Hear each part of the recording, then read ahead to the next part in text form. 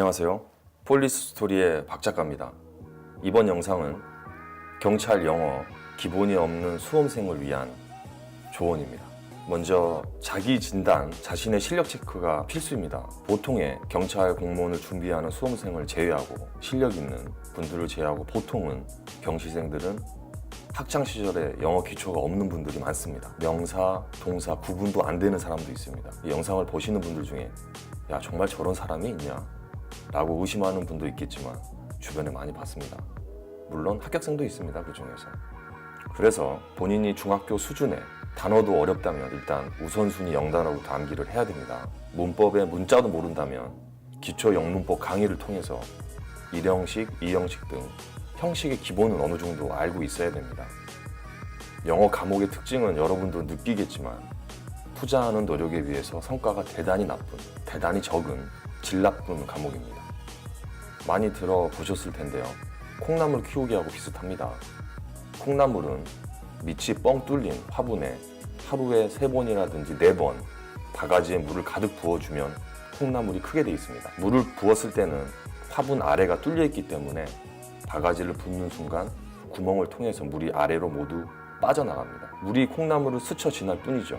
이렇게 물이 콩나물을 거쳐가는 데만 해도 콩나물이 자랄 수 있나라고 의심을 하지만 일주일만 지나도 콩나물은 신기하게 자라납니다. 영어 단어를 암기하고 돌아버리면 잊어버리는 것 같아도 계속 암기하면 기억이 납니다. 너무 당연한 소리입니까? 영어가 암기 과목은 맞지만 다른 법과목하고 다르게 꾸준히 공부를 해도 40점, 50점, 60점, 70점 이렇게 순차적으로 오르지 않습니다. 40점, 40점, 40점, 70점 이런 식으로 진행이 됩니다. 그런데 보통 에너지가 쌓여서 70점이 나올만 하면 보통 사람들은 야 그래 영어는 공부해도 안 돼. 법과목에서 고득 좀 하자. 이렇게 자기 위안을 하면서 영어를 포기합니다. 그러면 다시 영어 꽈락권으로 나오는 거죠. 여러분 최소 70점이 나온 후에 다른 과목을 시작해야 됩니다. 영어가 꽈락 수준인데 동시에 다른 과목과 병행하는 것은 망하는 길이요 장수생으로 가는 길입니다. 보통 일반 공무원들은 영어 문제가 우리 경찰 영어에 비해서 어렵습니다. 난이도가 있다 보니까 보통의 공시생들은 영어 점수가 안 나왔을 때는 먼저 안정적으로 영어 점수를 먼저 올립니다. 그 이후에 다른 과목을 시작하는데 우리 경시생들은 아직도 영어는 소극적으로 꽈락만 면하자, 다른 과목에서 커버하자 이런 올드한 작전을 세우는 거죠. 결론입니다. 영어 기초가 없는 수험생들은 실강으로 시작해야 됩니다. 독학은 당연히 비춥니다. 중학교 수준의 영어 실력자는 절대 독학 안 됩니다. 영어는 동영상 강의도 비춥니다. 왜냐하면 토익 강의라든지 이런 강의는 보통 600점 목표인지 700점 목표인지 만점 반인지 수준별 강의를 하기 때문에 어느 정도의 배려가 있습니다. 듣는 사람에 대한. 그러나 공무원 영어 강의는 평균 수준의 강의를 합니다. 그렇기 때문에 당신이 효과를 보기 어렵습니다. 무조건 실강으로 3개월만 영어에 미쳐보십시오. 강사는 영어를 전문적으로 하는 강사면 충분합니다. 오히려 수강생 숫자가 적고 유명하지 않으면 더 땡큐입니다. 강사분과 친해질 수 있는 기회도 많고요. 강사분께 찾아가서 영어 점수 70점 만들어달라고 하십시오.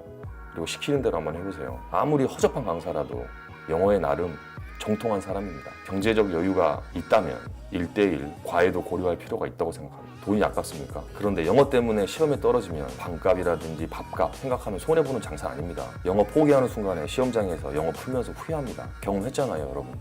개인적으로 스터디를 추천하진 않지만 영어 스터디는 괜찮다고 생각합니다. 주변 합격자 중에 영어의 기초가 없었지만 단기간에 영어 점수를 올린 합격생들의 공부법을 분석해 보니까 단어 공부에 집중을 많이 했고요. 그리고 문법을 위한 문법 공부보다는 1형식, 2, 3 형식, 독해를 위한 문법 공부를 어느 정도 기본기를 닦아두었습니다.